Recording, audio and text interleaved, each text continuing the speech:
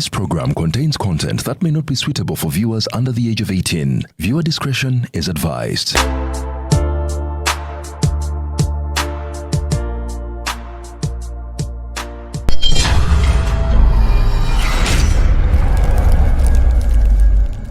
Your home is more than just a space. It's a reflection of your style, your comfort, and your dreams. At Layout Interiors, we bring those dreams to life, crafting breathtaking interiors with the perfect balance of beauty and functionality. From indoor elegance to outdoor charm, we provide premium furniture pieces tailored to your taste. And because detail matters, our decor collection features exquisite artwork, vases, plants, lighting, and storage solutions to complete your perfect space. Plus, with our exclusive fiber ports, we ensure lasting quality and timeless designs for modern living. Transform your home with Layout Interiors, the interiors of tomorrow. Visit us today at Bukoto Kira Road, next to Lighting City, opposite TMT. Call us now or visit our showroom to explore endless possibilities. Sente zibuze, walufula luyimba. Gabana fa badde cash bagaba kalo book loan okuva ku milioni 2 paka ku milioni 3. Jango kyusa oluyimba odde ku twafuna sente naye tukoye sente zibuze bijjeko. Let's watch this video.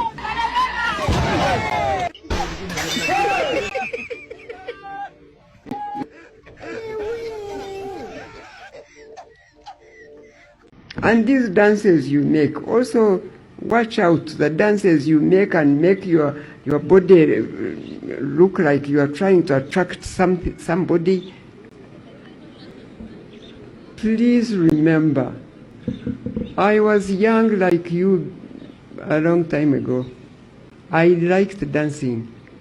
But in those times, we used to dance with just your hands and your legs. You didn't go with you.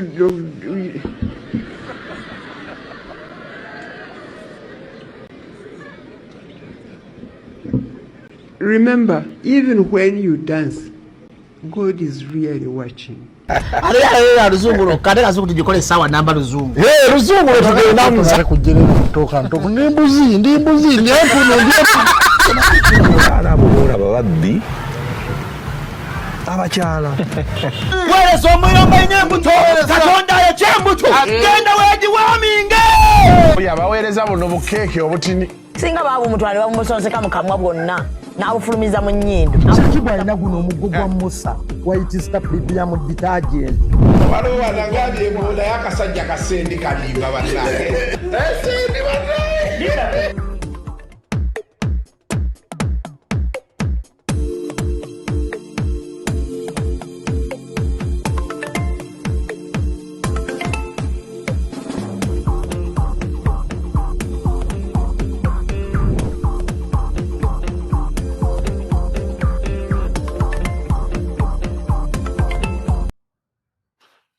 Great. Good morning. This is the second last Monday. Nebuno mwezi kubadde muwanvu bannange. This month has been long, but yeah. Good morning and welcome to yet another edition of Kasuku Live. Kasuku Live. Yes, that's what's up. Hey, mugamba mutya omwezi gutandise taking a corner. Weekend enegenda okugwako abantu ng'emisala bagifunye. Nebofuna yakasente nkubira. Ongambe Kasuku weekend yetuuse tutuddemu wa. Weekend eno yereeta Palm Sunday okunyenya amatabi. That was our Lord Jesus Christ triumphant entry into Jerusalem ate week ejja Easter. Sibe kiri mutyaba Easter kati Easter nange tugenda jiwo mulamu bannayo muntu obaako wotuka noga nkampumulemu. Let me rest a bit. So bati tugenda okuwanga tutambula abatulaba abatuwuliriza waliwo yangamba nti ye abeera mu bimotoka bye bino ebinene bitruck nga ye awuliriza talaba abeera atuwuliriza, which is okay, wonderful, fantastic. Yes, betu tuyingiddewo Kasuku kukuwaza banga sema nengene. Bana ensoko kubategeeza ku Delta Cash. Delta Cash bakutegeeza enti bawola sente okuva ku miliyoni 2 paka ku miliyoni 3. Bakwetaaza ki? Bakwetaaza ka logbook, bakwetaaza national ID, bayagala bank statement or mobile money statement. Within 12 hours, bajita express car logbook loan. Ojja kubeera ng'osobola okubeera nti ate wefunira akasente ako atola ebintu ebisobola okubeera nga bitambula bukwakku. Tobeereeyo n'owoozamu ate simanya banaye ebintu bizibu nnyo ennaku zino ebintu bikalubye ng'oyina emmotoka yo. Genda wali ku Delta Cash ate nga soon ndowooza Easter eyo ng'ewedde tugenda kuba ate tulaunchinga space yaffe empya enneneko awo ku kizimbe ekyalingako Children's Clinic kati bakiyita Delta Cash building. Wabi? Si wabi. Bwetyo tambula ate sobola kuva wano nga tukutegeeza ku bannaffe aba layout interiors, the interiors of tomorrow. Bannaffe aba layout bakutegeeza nti gendayo gwayagala okubeera nti ate you beautify your home. Ebintu ebirabika obulungi nawadde wa Zubeida ninjagala entebe, very nice chairs. Sava ku layout interiors oziwulira material. Nze njagala nnyo entebe za leather ekyali kya nemesa entebe zino endala nga zigendamu ebiwuka n'ebiku abantu bakyaza kati nga Zubeida bwe yatukyaza ne bakulekera ebiku ne material eyo gye balina ku layout interiors gyeri tekwata kiku. Hey, kena yofuna entebe eziriko eyo material gye bayita ki? Fiber, ye fiber eyo gye twalabyawo. Kendayo abantu ewakaawo walabike bulungi. Mumwagala kuwaana wakabwa abantu omusajja yakola ewuwe omukazi bambi wakawa temwagala bikola ngaye tubyogerako wano. So genda ku layout interiors, the interiors of tomorrow. Of course fenafene kituli ku mumwa kwe kubeera nga story ya Mirembe beddings ne Nsambya furniture ekutta akati. Kaino nzija na bwino leero. Nzija na bwino. Omukyala yasabye divorce. Omukyala yasabye divorce. Ayagala kwawukana na musajja. Betubiko tugenda okuba nga twogerako mu maaso awo kuba story nagenzo lange empitako. Era eggulu n'adde ku live y'omusajja kiro zaade sanga mukaaga. Zunga ngendo lagitaddeyo nenga makanjigendeko. Naye nga takutola ndete wakabe kutuka oba asula wabo boti basula mbyalo. Asula woyo mwana wenna mungona oba wekibuye. Byebifo byefebire mu kibuga Kasubi na mungona nga network te namuna ekyo insate nansana network jeri obara kuba tebabeera bize ku masimu gaabo. Asera singe nansana bayina buno bupesa. Nkubye nnyo mutyaba. Bambi baba kale tusokere ku Eid celebrations ze twaliko ewa Zubeida awo twali wa Zubeida awo nga tujaguza Eid Zubeida n'atuwa emmere ne tulya ne nebaka n'okwebaka nese bakalwa mmere banna naye neetaaga owummulamu neetaagayo omuntu ansponsoring eyo ka holiday baganda bangawo ku I&M Bank Boss Red. Nitaaga muka holiday. Eno Easter period. Nja kujjako bujja masimu nfune wendaga. Nene mbeera eyo. Obeerayo Thursday, Friday, Saturday, Sunday. N'olabika ku Monday. Omuntu nga weebase ekimala ng'owummuzza engalabi y'omutwe. Noga nti kati mpummudde. That's it. Yeah, but Zubeida, thank you very much. Mchabo ina uka footage yao kwa inzo tuwa. Tutekele yao, tuwali yo banji nyo. Soko tuwe footage. Omwana yo mkwati kwa ya na haluku wange.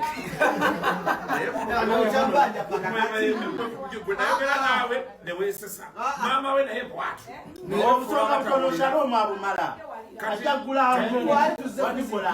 Bayo dona alku wange. Omwana oyo nasike ekimuli kya jjajja wange bakwata mukwati. Nga yakala kutambuza kimuli kya sanduuku. Kati tukomyawo ndowooza omulaba.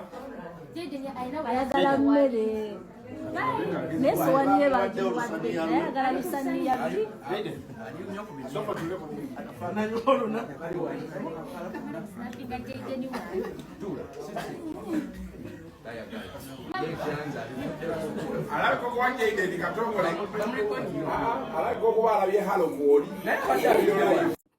So yeah, mubirabye bye bimu ku byaliyo naye twalina discussion gye twali twogerako awo eya bano omukyala maama ne namwandu nga bakayanira bwe banaaziika. Ndowooza omusango ogwo ndowooza omulamuzi yagamba wiiki eno 26 today is 23rd 23rd Monday, 24th Tuesday, 25th Wednesday, ku Lwokuna ndowooza omulamuzi lwajja ossalawo omugagga bamuziika wa. Of course nga debate ekutta akati olunaku olwaleero ndowooza nja kufuna ku Shalom oyo tutandikire eyo ku debate ya namwandu ne gundi ne Nyazaala wetujja otutandikira. Naye nze kye ndowooza abantu kye balina otutandika okukola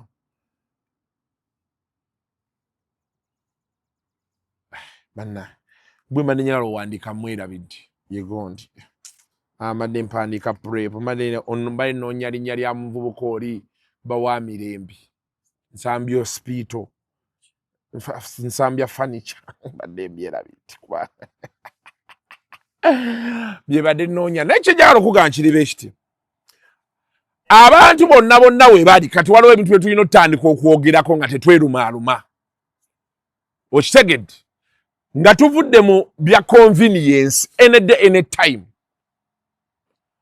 Omusajja kasita osalawo okwana omuwala omusanga atambula bibye n'omukwana n'omupoloota, you are making this babe to lose her life.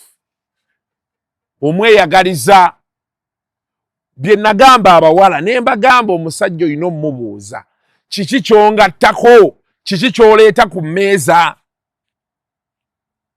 Hey, in the exact beginning omusajja nga kwana mubuuze ogenda kungattako kiki kyoleeta ku mmeeza. That's the first question. Kuba mu Bayibuli omusajja olina okulabirira omukyala.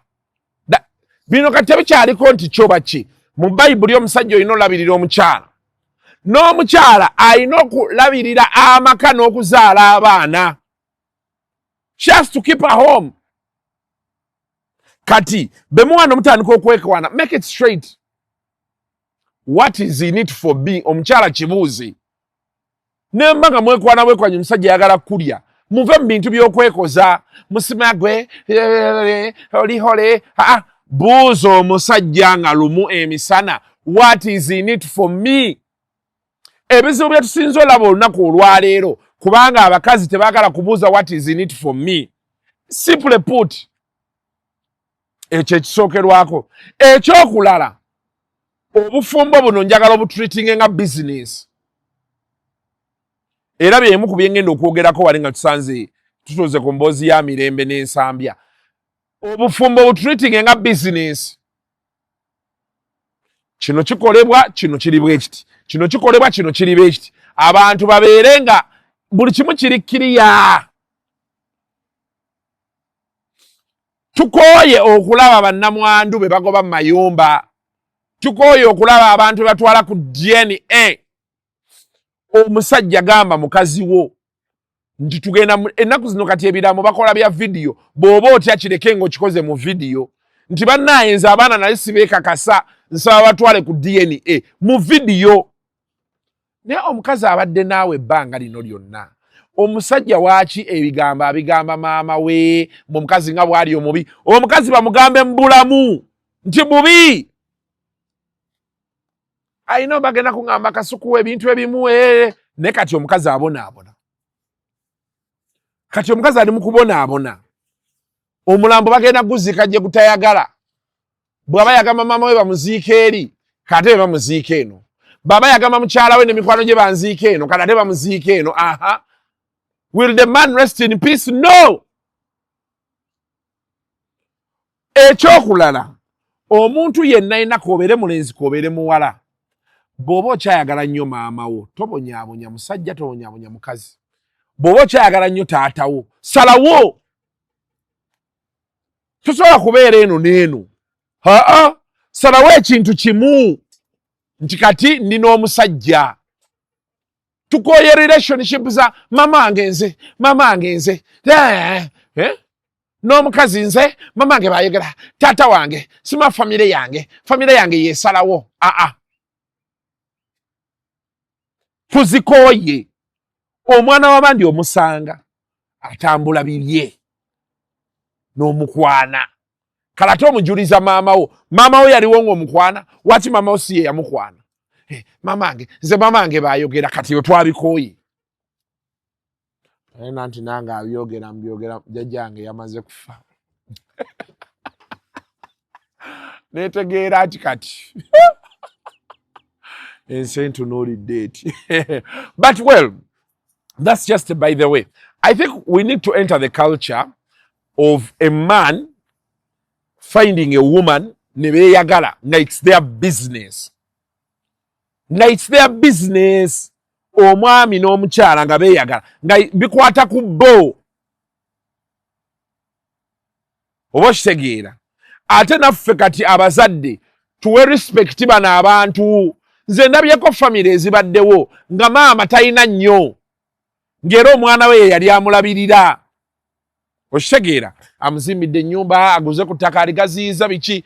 Maama nakkiriza nti omwana wange yafukera ku makya n'afuna omukazi. Kati wadde omusajja afudde, omukazi alina abaana abazzukulu bange, n'atalulunkana, n'atateekawo mbeera. Awo ne babeerawo harmoniously. Nakkiriza nti yali amanyi yafa. Mwana wo yandibadde akuwasa. Naye yalonda ono gw'olaba wano. So it's a debate I had with Shalom, and that debate is also going to continue. Nina shooting na olunaku lwaleero, I think at 6 p.m. ye video gye tujja okuba nga tufulumya. Tulina kati otandika okugamba abantu tukooye. Omwami n'omukyala bwe kirina obbeera tukooye emboozi za nze mama wange yankolera buli kimu sisobola kumuleka n'omuleeta ajja abeere nammwe. Omusajja n'aleeta baganda be bajje babeere nammwe. Tubikooye. And we are telling women, omusajja baba ali mu ebyo, leave the idiot. Abasajja omukazi baba buli kiseera awoza, nasima famire yaffe. Waliwo abo kati mama wange ennyumba eneetera omugwire. Emugwire mama nnyumba emugwire.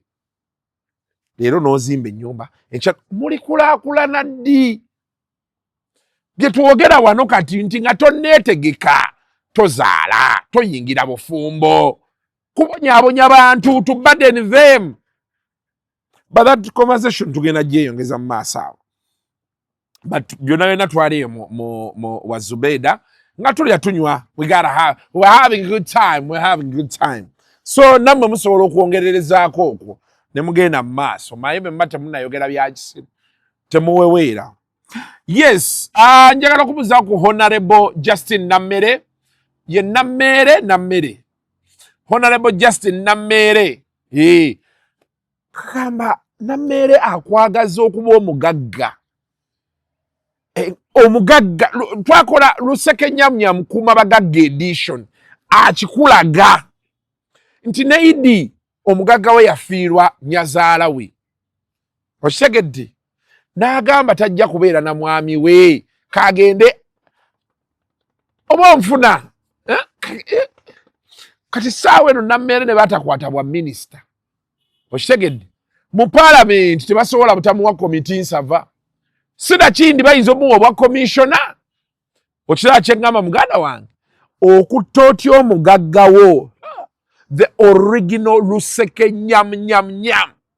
Womulabe nga omugagga wafumba nga bwamusudiya omunyo.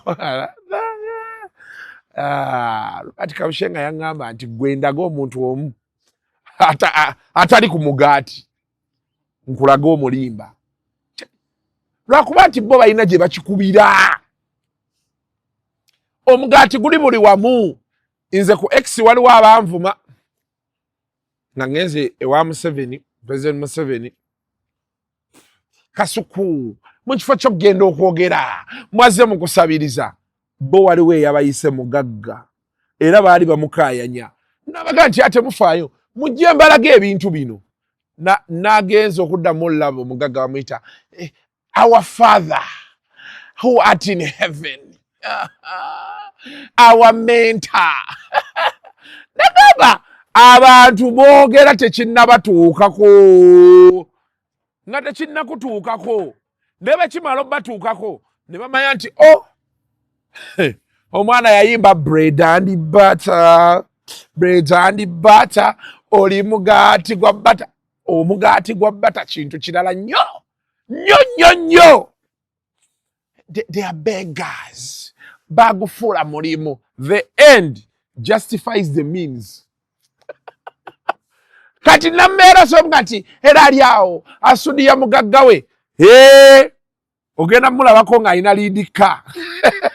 Era gwe okuba emimiro. Namulabye mu mmotoka n'omugagga we. Oh, Mama, the people from Masaka love you. Nengamba nammeere. Big up on yourself. Era naye tulina abantu olina omugagga wo naye toyagala kweyisa nti gwe mugagga. Look at the fool. Talina wadde ekikumi naye ayagala nze sola soke fye ebigambo bye batwogerera ne batugamba mbu iso ye yatuwa studio nga tulina omugagga waffe gwe twasuusuuta omugagga mukwate semanengene omunyiga empolooti oshegedde akole effumu likaziina afulumye amazzi byebyo mukyakuba nnyo emimiro era Abannayuganda bagenze babaga nti leave people alone. Leave people alone. Buli lukya abantu baswala. Teekayo na mmere. Mama, I should compete with you soon on who cooks better liver. Mama, I will also cook for you my liver. And this one was not cooked by you. It wasn't cooked by you. By your kamiti is very nice. Sweeter than this liver. Mama, you know how to balance salt. Most people don't know. You know how to balance salt.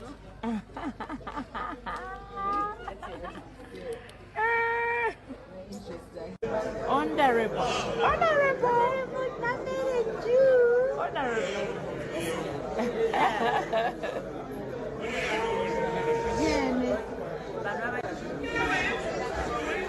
The NRM news store. Commander 001.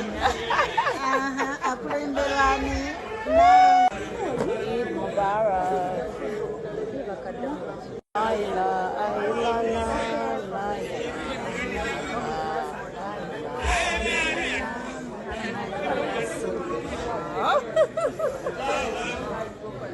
Bananga abesenya tuli wano na mukyala wammwe. Mukyala waffe omulungi. Songa obuuze ku mmere tulina kubeerayo. Simanyi gwaddi naye mutegeke gwendi nnyo. Atusenya mpami mwatu wakalu. Mwebalire ddala. Bonna nekimanya akabonera abantu b'e Masaka City era twawangula. Mwebale nnyo mwebalire ddala. Era tusiima nnyo. NRM Jew, Museveni Jew, Nambere Jew, Nalongo Jew. Yes, awo nga tuvuddewo. Executive Director wa KCCA Sharifa. Ye Sharifani? Buzechi. Muchi. Buzechi babeera baki. Nasanze lukyamuzi omukiga. Nebanga nti n'abakiga batuuma lukyamuzi. Ntegeera nti ekitegeeza nandiba omukiga kubanga bawaayo lukyamuzi omukiga nga nze Katende. Neze nzanyira awo sawa ena nfuka Gatende. Okitegedde. Sawa ena nfuka Gatende. Yes. So, yeye mbeera nga bweyimiridde Idi wa KCCA yadde alambula roadworks zigenda mu maaso Kira Road n'avayo n'abategeeza nti mukola mpola kyekisooka. Ekyokubiri n'ategeeza nti okukola empola nga kuzzaawo emyala mifunda. So kirungi nnyo. Anyway, mututeereyo. So what is this one? Now this one. You are working for who? I'm the DRE here. I'm the DRE here. So now this you are his lawyer? No, I can explain this one. As who? As the DRE. Yes. So why are we doing that? Now here, because we cut the layers that were existing here to start building from. Let me hope you know why I'm asking. Yes, I know. Now, it is raining almost after 3 days or 2 days now. That storm water that comes here, if left onto this pavement here, will soak it. So what we do, we decided to open up these inlets to the level where the road pavement is, to allow this storm water to flow in there, such that we do not soak the roadway. That is we shall rectify it back to the levels and also expand it as you had said. Yeah, and that space will be enough for storm water. These are the ones we are widening. As long as you have this west soil here, it will just enter inside and fill the field. I think that's why I tried to make it small. Engineer. Are you an engineer? This is really temporary. Even me, social science knows that if there is storm water, all this thing will be washed down. Who has your hope? And I had a bit to show you what it's supposed to be. No, it's okay. You first. You tell the people to clean all the culverts. Because when it rains really, everything is going to be washed. It's okay. Even I'm going to check which soil already inside I'm going to remove. Yeah, but tell them to remove what is easy. So you remove the soil so it doesn't go in. You are saying because there is already what you are going to remove inside, we should add more. No. Yeah, I say this one even I'm going to remove. Not understand and, which one is already inside, even I'm going to remove. You tell your casual people to clean all entrances. Yes, whenever it rains, it will keep coming. But keep removing. Whenever it rains, keep removing. Yes, true, very true. Yes. Because before you end, that place will be full. Yes. And when we tell you to gut it out, you'll say you want more money. Yet you saw it entering. This when is you were my there. work. I'm going to remove all of the soil. If it is your work, why haven't you done it? I'm going to remove it. Now, awo nga tuvuddewo bana ekalo nantongo waliwo be nagambako wano nti bali lubuto anaya abantu bakuba amasimu naye abantu bakibakweka embuto ensi yonna ebeera emanyi nti mwegasi. Yes, you sexed, you mated. Si bwe kiri mutyaba ensi yonna eba ekimanyi. Naye kalo nantongo yo olubuto lwe lwalabise yadda ayimba ololololo nemanya nti omwana waaba olugavi. The man, he made it happen. He made it happen. Congratulations, Carol Nantongo. Yeah. Magoba tugalaba. We can see the profits. Fantastic. In fact, Carol Nantongo bomalo zala. Lwitu akola ku kyala sikyo? Bomalo zala kwanjula. Kati nalabye Carol ndowooza. Olowooza anaasuka.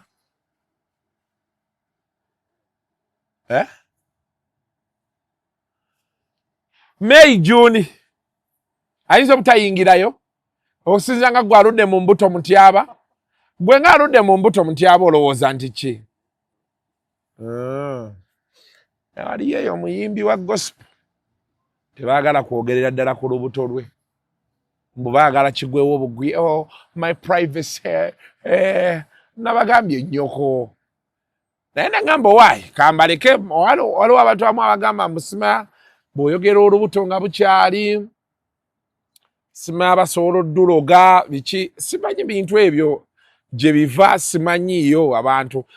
Toyogera nga ogenda ku embassy okufuna visa yo. Toyina bisaanizo.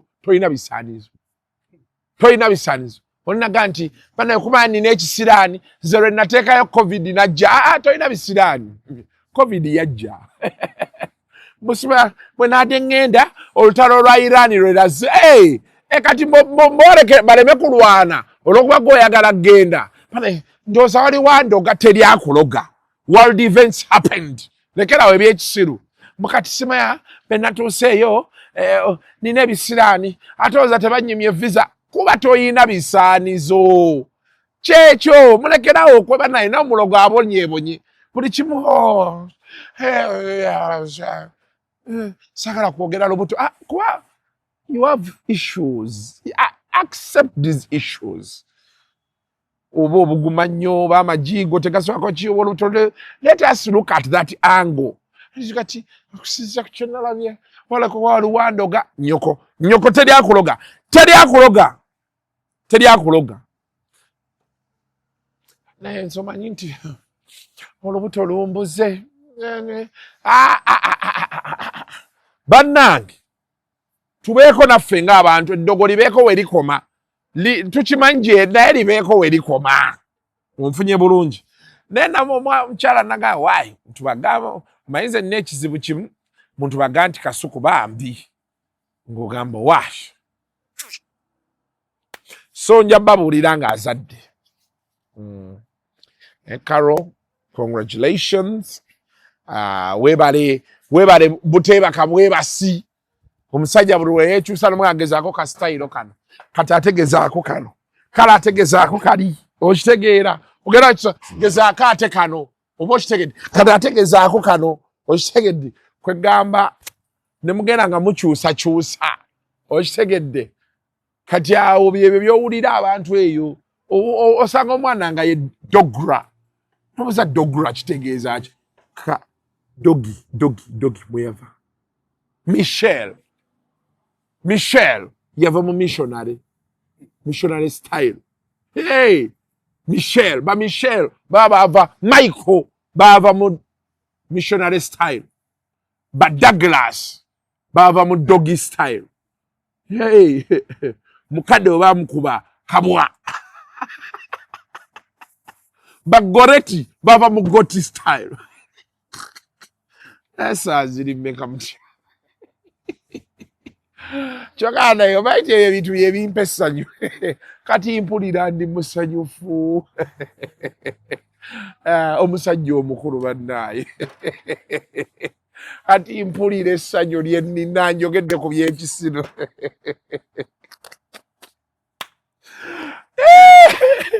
Kyokana omusajja yangambye mukati Kasuku kewakoze interview ya Kabushenga ndowooza ebyekisiru tobiddamu ne mugamba teri agenda kutujja ku byakisiru ne bonooba oyagala ebizibu bye tusula nabyo bye tuzuuka nabyo bingi nnyo. Kasuku, now I'm watching your channel. I think you should begin doing those things. Bana basiru bange mbalekeraani. Leka. Sibava.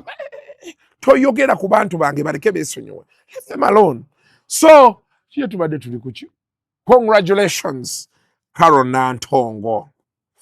Now, nalabye story ya David Lutalo. Namulabye yadde ku Alan Cruz. Nga nnyonnyola sibaba amugambye mukunja gwe nalaba atandise emboozi ezo. Mukati Lutalo simaya ali ku TikTok live asoma ennamba. Bali ne bagamba mbu be bamusuula. So you're priding yourself in that? I think that is where we lose the point from. But I don't see any problem with David Lutalo reading his number. Kubera business ye. Goyinza kitwala nti yagwa. Kale baba yagwa. Katika yeyi muse. Hey! Baba yagwa kayeyi muse wabi mutyaba. Hey, kati gwo obuzibu obujja waba asome ennamba ye afune booking ze yeyi muse. Hey! Bami naye Lutalo annyonnyola manager simaba manager atamu bachetuuma kyesitali bakwata ssente wololo nebisigadde kati nino soma ennamba ne bamanya amazima kituufu naye bw'oba ggwe gy'oli ng'olowooza nti lutalo yagwa kati mukkirize yezza engulu kasome ennamba ye naye kati n'okusoma ennamba nakyo kizibu kiri awo Abannayuganda bategeeza kino era nkibaddiramu nze nabagamba life can come very fast at you anytime. Ekintu kyotatyanga kola kyekintu ekikuyingiriza ssente. Olaba n'ababbi bakimanyi nti okubba kubi naye because we balaba okujja ssente buli lunaku bazuuka babala. N'ababbi basaba mukama wange nkulembera leero era Katonda abamu n'abaddamu. Ababbi abakumpanya abayaaye nabo bafukamira ne basaba nti ayi mukama nyamba leero nzibe baleme kunkwata ayi mukama nyamba leero nzibe kinene ne bakuddayo mukubba Katonda n'agaa nkuwuliriza genda leero waliwo lwatuuka n'akoowa bukooyi n'agaa naye kiyitiridde kati olaba Katonda addamu ababbi nga mu 10 commandments mulimu tobbanga gwani azalawo omulimu bamanyiira when you wake up you people let me tell you era no message njijja ku David Lutalo bye yayogedde ekintu kyo actually sigala nagamba mulimu ekintu kyonna ekikuteera ssente ku mmeeza tekikukwasanga ensonyi. Waliwo omuwala oli yali atunda amanda simayo bakyagatunda ku TikTok. She dresses well from wotululira okuva gye yatandikira paka kati waali. There's a big difference. Naye bwe yajja buli omu abasinga bagamba era omuwala omulungi yali manda gwomanyi kati saawa eno tosobola munyumiza ebyo. Osobola omusanga alinamu obukadde bwe obu nga bano bakola nabo basoma nabo bakwano be ate basabiriza ye abalowooza nti omulimu gwakola gwa wansi. That is one. Two, waliwo omuwala gwenda batunda chips asoma Makerere awo bw'atunda chips ze teri agenda mukolera bwereeri olw'okuba alina photocopying coursework taliyo. Nobody is gonna bang her for free. Please gw'oli they are banging you for free. Naye owooza amuze nze sobola kweraga bwentu neneteekayo nti nsiika chips. It's okay. It's fine. You get me? You get it? So tukakkane abantu munoonye ssente. Bannaye nze nkibaddiramu munoonye ssente. Sibeera nko mu mbeera ya bwavu extremely very very poor nti sirina kye ŋŋenda kulya naye ndabyeko ko embeera nga toyina ssente averagely nendabako ne ku mbeera ng'oyinamu ku ssente n'eng'oyina ssente. Okitegedde? Abantu obulamu w'olina otegeerera kati gwe linda wano w'ogambira nti simaya nina miliyoni 2 nina akawumbi ebisoko bireke awo obeera olina gy'ogenze naye gwe teeberezaamu akafaananyi ng'olina ku akawunti yo olinako miliyoni zeezi sigenda kutwala wala olinako miliyoni zo 5 10 ng'oli very sure nti enkya ŋŋenda kulya. Okay, sinancha omwezi guno gwonna nja kulya. Waliyo abantu abali very sure nti omwaka gwonna ajja kulya nga ye mu bimweraliikiriza kulya kunywa sima abaana kusoma baana kulwala awo wotegerera obulamu n'obuwoomi bwabwo. Nva ku bavuga mpenkoni abavuga mpenkoni obulamu baabulaba dda bola abavuga benza abamu obulamu baabulaba dda tebakyalina nnyo kibulamu kye bubagamba kati ebibalumya yalwadde okitegedde yafiiriddwa byebizibu bye balina temukyalimu nti omwana simaya teyagenze ku ssomero simaya omwana fiizi batobanjayo simaya tebapangisa basula waamu okulya n'okunywa bakuyina era n'abaana baddayo eka ebizibu abaana bye balina daddy I want to buy sweet Byebizibu bye bayina. Daddy, can we go swimming? Byebizibu bye bayina. Tebalina bizibu by'abaana banayambala ki? Tebabiyina. Kati bwe abantu bendi mu kunnyonnyolako. Bw'onootukako mu bulamu obwo, genda obuuze omuvubuka yenna eyakagula emmotoka yeesooka. Nkaddeyo epiyaroni. Naye kati bwe yalinga agenda emitiyana ng'alinnya takisi, kati yeevugawo. Ajja kubuulira nti bw'ofunangayo ekintu kyonna ekikuyingiriza ssente, teweeganya. Tozaala wa! Bino ebigambo by'abantu abantu bagenda byogera. Ne nabo bayala. Baagala obe muyala nga bo. So David Lutalo, soma ennamba. David Lutalo, koleeza live. Ofune ku birabo. Ove ku live. Kati Kabata obadde bava ku live zaabwe ng'afunyeyo miliyoni ze kangambe kale $1,000 mu lunaku lumu. Olina ky'oyinza omugamba.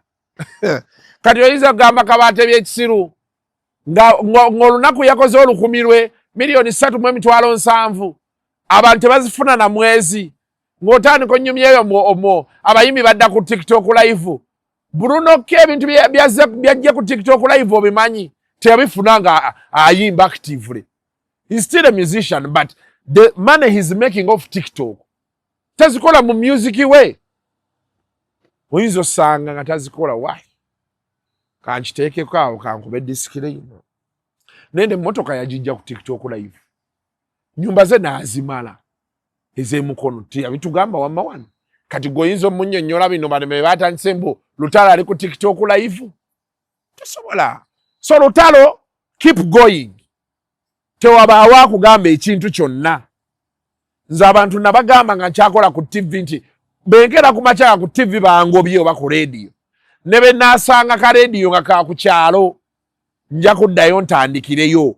Era nkomewo. Nze sirika ebyo. Nze nfunye ku ssente mmanyi ssente obuwoomi bwazo ne ssente kye zikola. Abantu otuula awo kati tugenda mu Easter. Abantu tebamanyi kye bagenda kulya Easter. Kati bakubira abantu masimu ku Easter olowooza tujeyo ewuwo. Siiti tebalina waabwe. Agamba nina muganda wange omugagga kaŋŋende eyo bajja fumba enkoko. Ng'ewakati ajja gisobola. I'm telling you. So David Luti, we are family behind you. Mutekeyo. Nabadde ku TikTok. Nendaba ka video. Ng'osoma ennamba yo. Ey'essimu. Oba wali ku live. Batojja tubuulira embeera nga bwe yali. Ng'osoma ka video ako abaana baakatemye. And abantu ne bagamba nti olabika nno oli ku kya big eye ekikkirira era ne bagamba mulabe omuyimbi wammwe eyali tasomanga nnamba enamba twazisomanga. Only that tetwalingawo TikTok, twalinga ku maradio na ku TVs. Olina okusoma n'ekirala waliwo abantu ababbira mu linnya lyange bangi nnyo waliwo gwe nali nkola naye nasaddeeyo awaayo namba ye n'alema okuwaayo kuba abantu bali bamumanyi. Awaayo namba ye mufo ky'okuwaayo mufo ky'obbireka n'omanya tetukyakola na muntu ono full stop. So nina okwongera okusoma ennamba eyo abantu bagimanye nti eri 0707 tombuzaabuza 0701 70 35 90.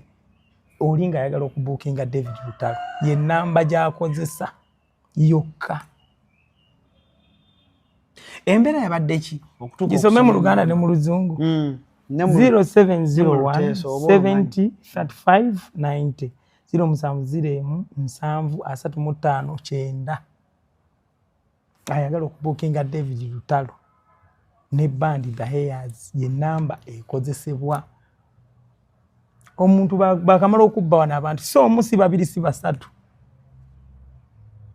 nga bababba. Naye kweyo incident ekyasinga okunsomesa ennamba omuntu yagamba njagala twagala okubookinga ku live kuba tewabula bagala ade nkunoonya njagala okubookinga tukubookinga tutya kati gwe oba gwokola otya mbawe namba ya manager kati nze nawayo yani era nange nawayo ya management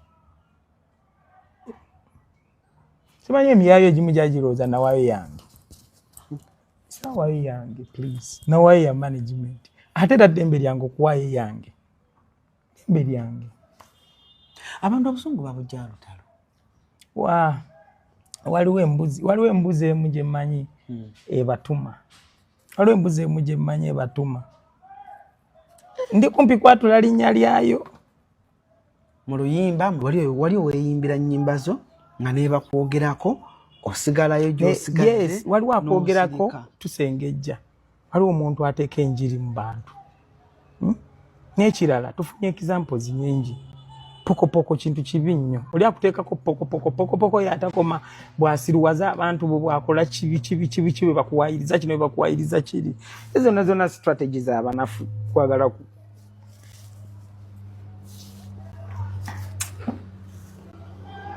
naye tebikumalamu David Manyi ati sisobola kugwa mu maanyi era bwe kakakodyo ke bakabakeeko no sisobola kugwa mu maanyi nze nina embala yange gye mbalamu ebintu byange n'ogamba kino kankireke kampite eno ndekera abamu emirembe but still they cannot appreciate nti waliwo ennyimba kika kyota kyakuba obalekere you get n'ogamba akanzireko waneeno mbalekere emirembe ndabo oba banabeera happy but still ne bakuprovoking abo okawambwa kamu kale now tuyina Mirembe Hospital, Mirembe Bedding, ne Nsambya Furniture.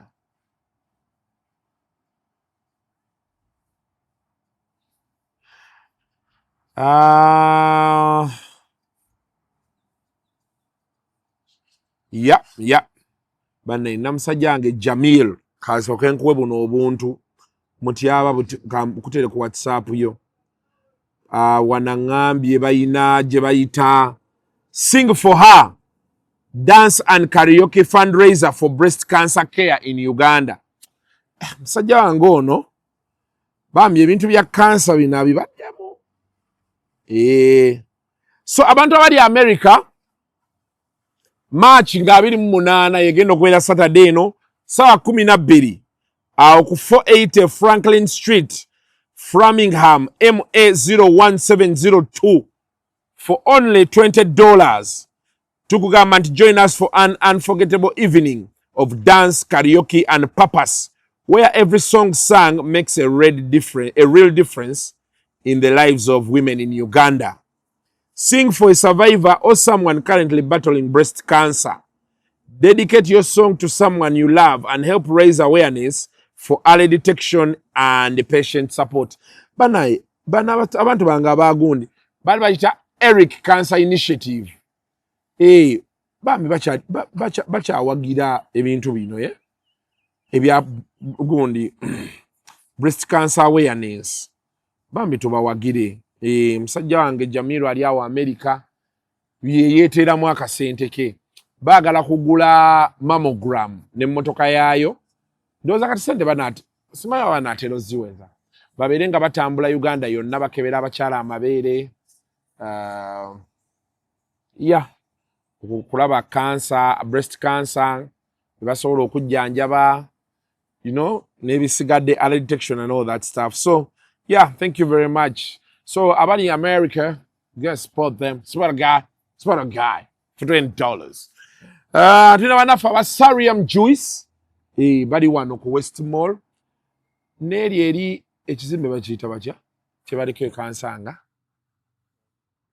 naye wano ekyanja bali ku West Mall naye bakola juice sodium juice bakola juice so you check them out ogenda balabawo mu squeeze back yaffe webali gendayo ofune ku juice mukolo gwonna ne bekuba kufiirwa mukaba munywayo kantu fantastic. Banaye mukwano gwangu wa Baby's Closet Baby Warehouse, sorry. Baby Warehouse wano ku ekizimbe kyekirwa Alpha Mall. Ekisaasi. Bannaye launch saasobola kujja neerabira. Neerabira, my friend Baby's Warehouse. Naye funayo olunaku competence gye tutuulemu tuwayemu abantu balage ku bintu bye tuyinaawo. Wabi mutyaba? Si wabi. Eyo mukyalo oyo bambi mukwano gwange. Alayika okuba bambi yanyiigira. Naye nga lwaki abanyiigira nze wowe. Otuuka n'oga Kasuku ye wange. Banaye ne Hajjati tetwagenda. Naye Hajjati tasobola tunyiigira. Ate banyiigira aboolugava anaasigazaani ffe babe. Hajjat Sauda awo ku TRA Investments abantu abagala okuteekako rimu ku mmotoka rimu eyakabi kati ngeno gye nnina naye emmotoka eno y'amaanyi bannange naye Hajjati yagisiba rimu n'omupiira omupya siwulira kinnya ate bangaye ne banga nti Kasuku totya emmotoka giyise mu binnya ngenda giyisangamu yonna eseeya buseeyeyeeti nemalekada Kasuku sente zaffe kale zendimu munankola kitewani. So Hajjati tukubuzaako nnyo awo ku TRA Investments basangibwa awo ekizimbe bakitatya New Kiseka opposite Shamba. Bw'oba ku Shamba n'otunula ekizimbe ekyo n'okkirira basement we wali TRA Investments. Tugende tuwagire Hajjati waffe. Yes. Hajjati Sauda. Buli w'omuwagira oba owagidde Kasuku. Kuba Hajjati Nalutta wa Lugave. Ate ndi wa Lugave. She's my sister. Obeera owagidde business y'abo Lugave. Teekako rimu. Omwana atunire rimu atobe. Agambe, oh my God. Oh my God. Kambuzeeko ne mukulu wange Lutta. Omusajja tayagala wulira nti mukulu wange buli we mugambako ekyo ekintu. Nedda Kasuku ne oli musajja mukulu. Lutta oli mukulu wange. Hajjati naye mukulu waffe. Mukulu waffe. Kyokka Hajjati mutyaba Hajjati akusinga obukulu. Tekisoboka. Hajjati yawezezza emyaka 3. Omutyabi ebyo byembadde ngamba abantu. Kikuuma bagagga. Sirowooza nti mutyaba ogenda kufuna akantu kwayo. Ogambye Hajjati alina 30+ naye omanyiira. Gwakufaananira emyaka 3. Why?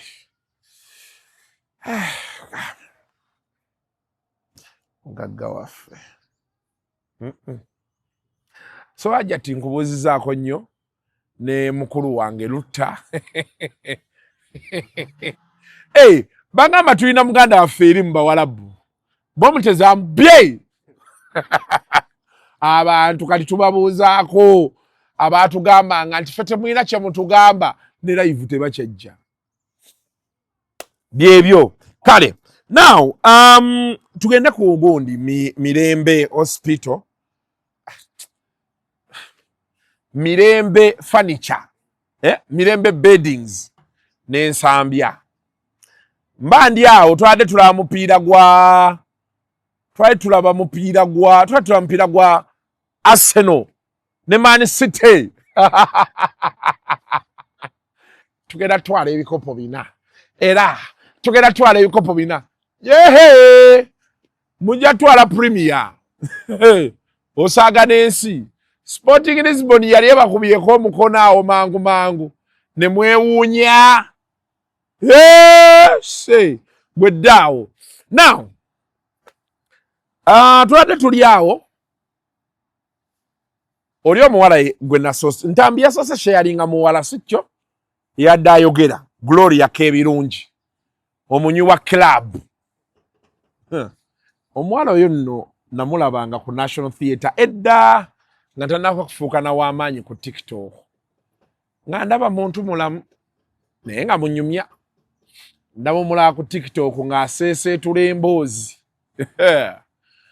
But she's a nice girl. Talina nnyo buzibu n'abantu. Gloria nkubuuzizzaako nnyo. we cannot shoot the messenger. We have to shoot down of the message. Taminga tusulirayo mu group. Mbuye yafunyeyo ka exclusive. Kumbe kiri buli wamu. Mkaya yatugambye kuba MBC si ye ya Mirembe. MBC sikwe kuli bali abawala omuli ono omuwala ono mukwano gwaffe ayina buddimpo wano. Ono gwe bali bagamba mukazi wa Gondi. Mukazi wa Ali Muzungu. Swabura. Si yeye. Swabura olotya nga ndudde okulaba. Wali ngoma y'okunkubirako wabaaki. Abantu bagwamu buli lunaku otugamba. Otugamba nti waggwamu n'ojja wano ne tutuula ne tuwayamu ne tulaba. Wabi. Balina sho gye bakola okwo. Omuwala oyo Mirembe, she's Nakokolo mu YouTube. I think she's doing well. But I like content well produced. I don't know. They must be using some very good equipment. And their conversations are really coherent. You can see. But na show ya bwe bakola. Okwo na bali abakazi ndozo banga bameka. Babeerera boogera ku bintu byabwe ebyo. Kati ku channel kwennyini kwe bayise MBC ne bategeeza nti obufumbo bwa Nsambya ne Mirembe is no longer there. It's no longer there. Nene bategeeza nti business yegenda sigala egenda mu maaso. Nti bagatta business si bifuka. Spare parts, private parts tebakyazigatta. Soka muteekeyo. Public notice on behalf of Mirembe Beddings and Curtains, mwenamwena gwe mumanyenga Mirembe Irene Nagawa. Ntwala okwebaza kwaffe to all our esteemed customers. Nti mwebale kumusupportinga era mweyongere kumusupportinga. Business still ongoing bulungi nnyo era mwenamwena abamwetaaga mumukubire ku masimu ge kwali and very available. Ate mu mbeera y'emu ntwala okwetonda kwaffe mwenamwena abali inconvenienced. Mwebyo ebiri mukugenda mu maaso ku social media, the videos, the audios, everything byonna mubimanyi. Tusaba okubeetondera mwenamwena abafaani abayisiddwa obubi abayinza okuba nga muwulira bubi mu mbeera eno. Tegeeza the general public oba eggwanga lyonna nti omukyala Mirembe takyali in any marital arrangement n'omwami Sseggujja Ivan. Nkiddamu omukyala Mirembe Beddings takyali mu bufumbo ne mwami Nsambya furniture oba mwenna gwe mumanyi nga Sseggujja Ivan. Ate ndi wano okutegeeza eggwanga nti obufumbo bwaggwawo dda. Business is still ongoing era mwenna abawagira Nsambya branch mwebalire ddala okutuwagira tukyatundira ddala furniture era ne beddings ne curtains era mujje bombi mubawagire. Ndi wano okutegeeza eggwanga nti Nsambya branch is not a shared business. Tegabanwa, just by sharing a space. Ya buli omu ali mu kukolerawo business era tusaba buwagizi tubeebaza n'okubeebaza mwenna abawagira Nsambya furniture workshop ne Mirembe Beddings.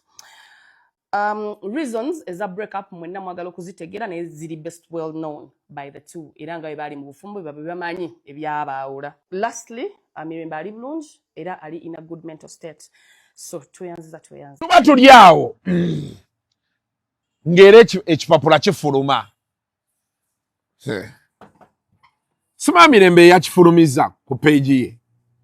Mirembe Beddings. Ana era avu kyekola. Kirina stamp ti. Stamp bataddeko yaki. Kikino wano. Bagambye public notice. Nenga kiriko 17 March. Kyawandikibwa 17 ne kifuluma eggulo. Baba. Mirembe Nagawa Irene of Mirembe Beddings and Curtains wish to inform our valued clients, partners, followers, and the general public that I'm no longer in a marital partnership with Ivan Sseggujja. This decision is based on personal reasons best known to him. Best known to him, batya muzimanyi babiri. And I will not be discussing this matter in the media. We recognize that we continue to operate within a shared business environment of the Nsambya at the Nsambya branch, and we value transparency with our clients. We would like to assure all our customers that business operations remain ongoing. All services and commitments will continue as scheduled. There is no disruption to customer orders, deliveries, or client engagement at this time. We kindly request our clients and the public to remain calm and continue to offer their trust and support as we navigate this transition with respect and professionalism. Thank you for your continued support and understanding. Mirembe. Najiteeka kaawo. Baruwa ndowooza mugirabye. Tuba tuli awo ate ne zireeta omukulu Nsambya furniture. Nayagadde nnyo submission ya Nsambya. Era Nsambya kye yayogedde. Nze ndowooza ffenna kye tulina obbaako. Nsambya avuddeyo n'ategeeza nti ye ayagala mukyala we. Era obukubagano bonna obuliwo busobola okutuukibwako singa ffe bagiwa omuliro tukendeera. Naye ye akyayagala mukyala we, era laba wakyaliwo space y'okugonjoola ensonga. Kitegedde. Kati awo omuntu yenna ategeera. Nina abantu bangi bendabye ku internet, buli omu ng'ateesa. Nsambya ne Mirembe, kino njagala kibagamba.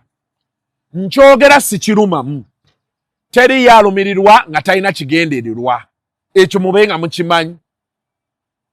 Mpulira nti side zonna ssente zitambula. Era buli omu agenda pushinga interest because ssente zikola ki? Naye buli alina ky'ateesa bwaddayo yeeyambulira omwami we. Bwaddayo yeeyambulira omukyala we. Era ne beebaka ne beegatta.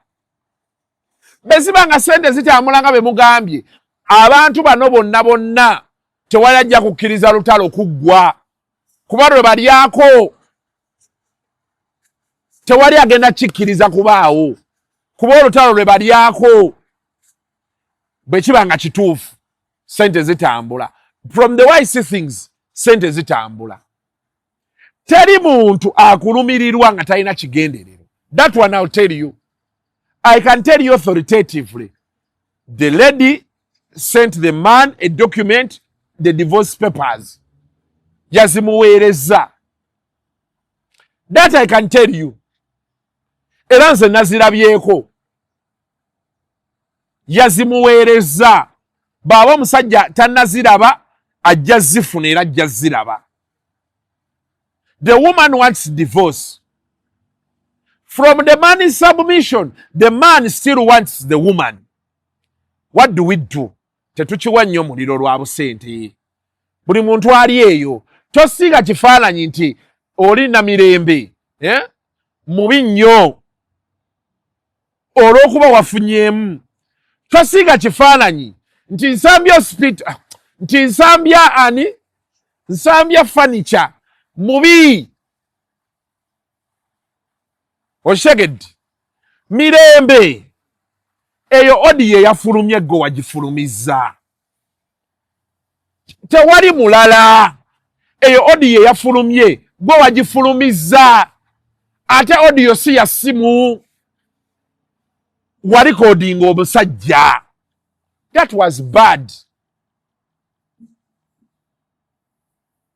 That was bad. There is no coincidence. Musimanya onyaga twagudde ku audio baziba wadde. You are doing a PR job. That's okay. But Mirembe tebigasa.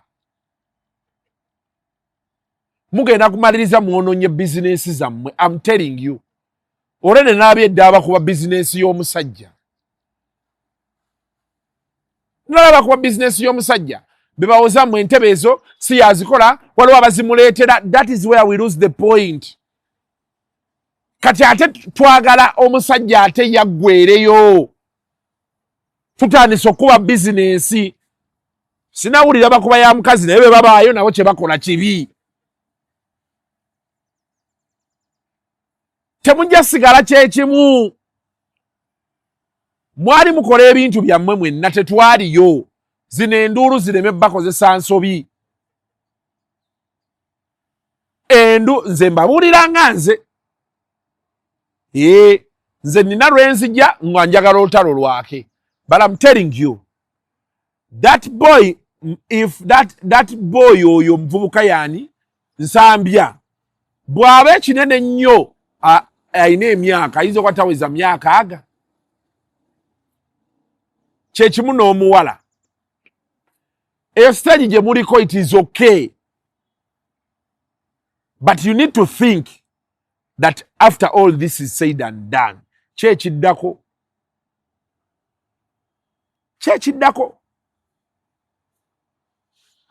abakyala bangi gye bali they are broken genuinely nga babiyitamu ebizibu babakubye bakoze biki they are going to support you it is okay waliyo abamu nga bo baguba emitima kyekimu n'abasajja gye bali abakoleddwa ebintu nga bagenda kuwagira Nsambya but what matters me I think what matters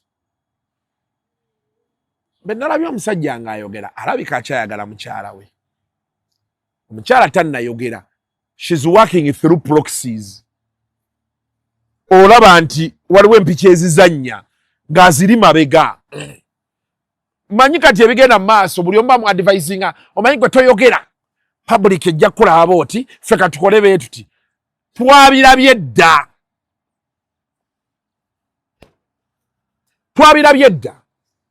n'ebyo ebintu byonna byonna bye mulimu ffe tebitukwatako kati tuli mu binyumyamu tuli mu bikolamu content mwali babiri mwesange mutuule wansi bwana Nsambya omukazi baba atuuse okuweereza divorce papers takwagala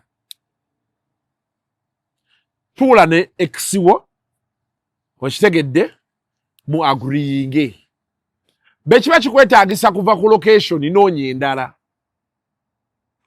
weesonyiwa omukazi oddemu okizimbe bupya nze nkubuulira tojja yingira June nga tokikubye kuba bwe nalabye nina abantu be nalabye basubmittingira on behalf of the woman they are targeting your business bajagala eveewo bajagala efukamidde lwaki lwalaavu mukazi yakoowa w'omukazi bamusigula wasting your time leave the woman muleke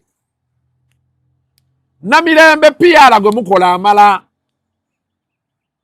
nze nkubuulira nze bye bintu mbibaddemu bila tetugenda yingira June ng'abawaga omukyalo oyo abamugambe bamugamba nga tebavuddeyo tubuulira byama nze mikwano gy'abakazi ngimanyi tetusobola yingira June nga bwino tetumufunye it's the only solace me I have we shall be here so what am I saying Mirembe if you feel the relationship is gone count your losses gwoli mukyala ate business yekola business yoyo mukyala nze njirabye ng'agiranga eyina okuba ekola n'okusinga ey'omusajja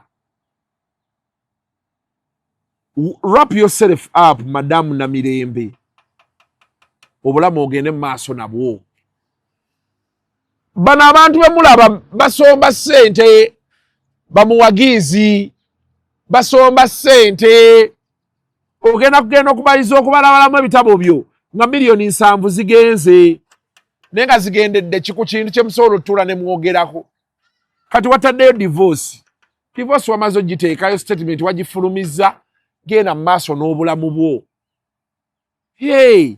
omusajja kati mugambe tukkaanya tutya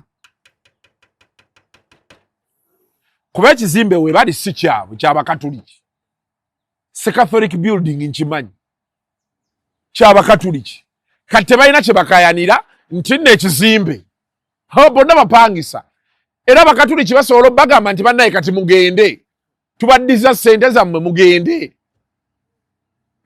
kitegeeza buli omu ajja kuba alina onnoonya gy'akola ki gy'alaga kuba ekirungi buli omu bizinensi yagiina ku lulwe badde bagattangatti bino ebisigadde ye muddamu mubiveemu ngenda mu maaso sagala kulaba abaana abo omuzomanyi kati ekinnuma ku baana abo byonna abo abaana bato badde bakoze mwe bannaye kambabuulireko nze abamu ku bantu bensinga okutya mu bulamu beebo boolaba abo ntunda simanye ebyo kati ebya bedding ennaku zino bikola competition ebirimu nnene nnyo okulaba omuwala oyo ng'astandinze out bw'owulira history y'oyo omuwala nze nina kazini wange Shadrack amanyi Mirembe bulungi nali naye ku Saturday nga nnyumiza Mirembe amumanyi bulungi bwe bati bemanyi Shadrack era amumanyi gy'avudde n'obulamu ne bizinensi ye tasobola kutuuka wano private parts zimwonoonere buli kimu it's not worth it Mirembe nga bwe watandika luli kati oyina erinnya ekirungi gwe obadde weerangira bizinensi yo na buli kimu awo vaawo bw'olaba bigenda kusumbuwa vaawo bakubana bagenda okuwaga era waki gwe ovaawo omanyi waliwo tugiwa omuliro abo bagenda kukozesa ensobi bagenda gikozesa kuba obawaayo bizinensi eyo beeneefukamira kooti bw'enejja neega nti kati mwenna temuddamu kukolerawo until further notice lwojja omanya reality because kati bye mwatandise ebyo kugenda mu kooti simotaddeyo divorce simonkola biki bigenda babonyaabonya if you're working in the same space mugenda funa restraining orders business ejja kukyankalana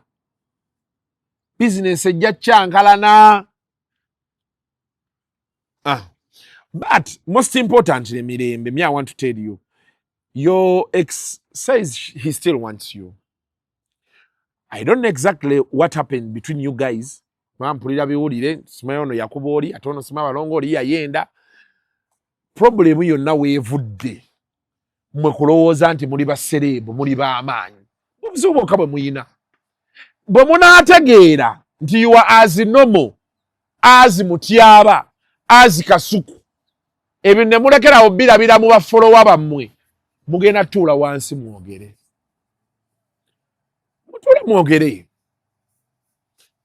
iron out the differences you have ebizibu bye muyina bitini nnyo ku bizibu abantu bye balina mu bufumbo bitini nnyo okuggyako singa Mirembe ayina omusajja amusigula awo kijja kuba kyanjawulo. I don't want to send kyekyo naye singa Mirembe kuba omusajja yalaga akyayagala omukazi alaga yakoowa si abantu we beeyagalira otuuka okugatta bizinensi ezo there is a bond stronger than everything kati obuzibu we busobola ova wali awa Mirembe kubanga yafuna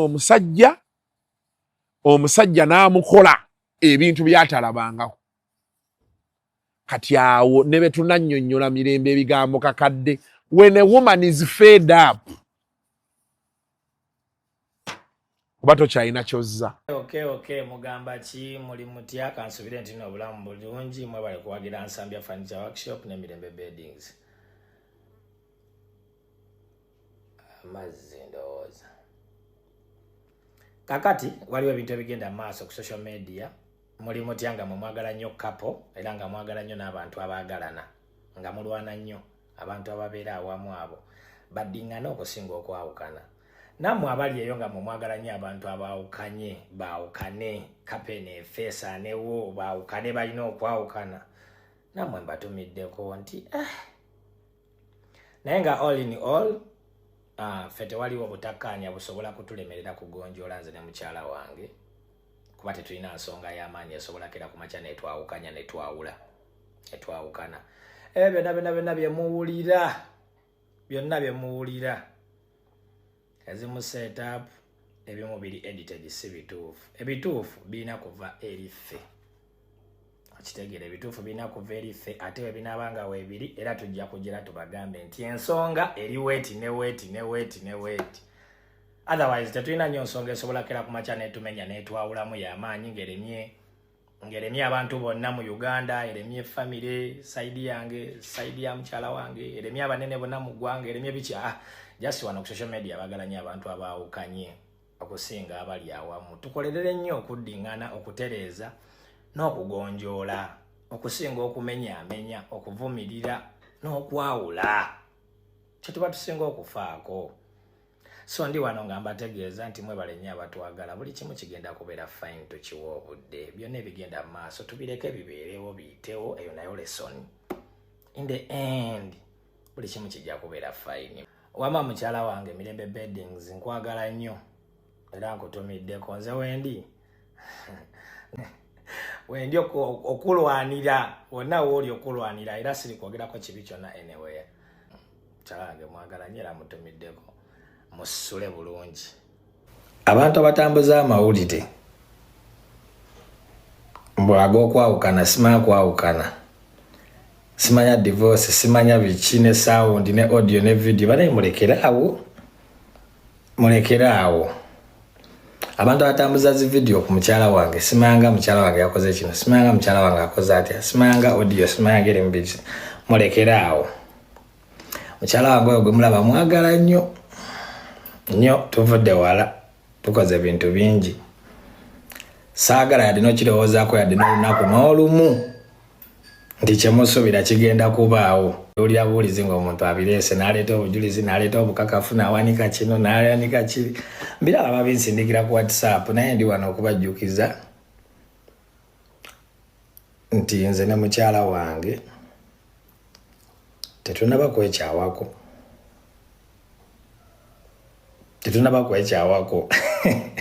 Obaye mwena kati mwagala musanyuke, mukube emizira, muwulire essanyu. Wano tewali oluggi lwa sitaani. Muli amwagala kufuna ssanyu eryo. Abamu kati abamu mwerangirire nga bawina mugambe tuwangudde beekyaye eyo relationship nayo twagikuba nayo ne tugijjawo. Nga mukubye relationship eno ne mutandika n'oleeta zi video n'ezi audios nga zirimu awo biki mulekerawo. Nze nabeera wakwekyawa ne mukyala wange era mujja kundaba wano eno nga tuze nga tubeyanjulira nti tuli mu kwekyawa. Teri muntu agenda kujja wano yayimirira agambe kati bano beekyaye. Tekiriyo. Tewali nsonga esobola kubeerawo wakati wange ne mukyala wange ne tulema okugonjoola, teriyo. So byebyo nno bannange.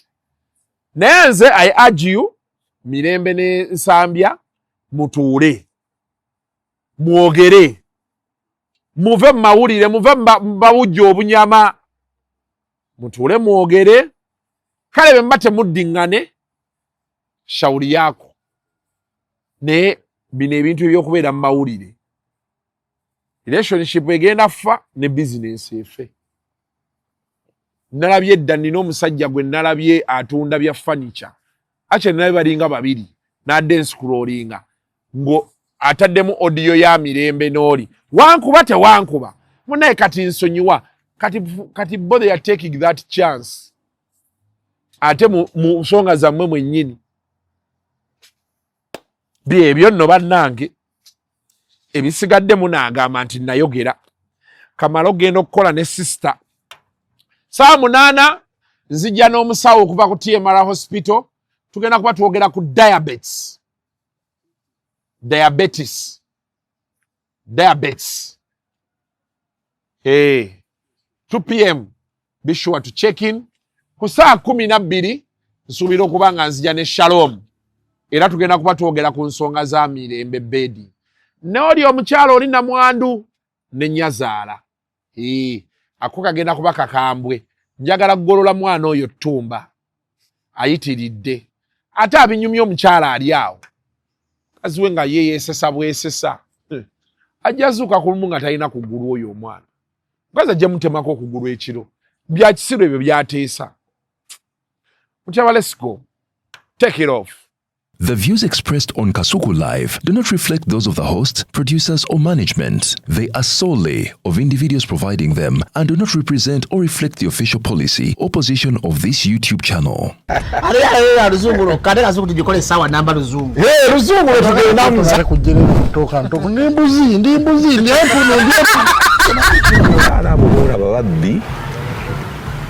Abakyala werezo omuyomba enyembuto katonda yekyembuto genda wegiwaminge yabaweereza buno bukeeke obutini singa baabumutwale bamumusonseka mu kamwa bwonna n'abufulumiza mu nnyindo sakibwa alina guno omuggo gwa musa waitisita bibya mu detergent waliwo wanagambye ebola y'akasajja kasendi kalimba bannange esendi bannange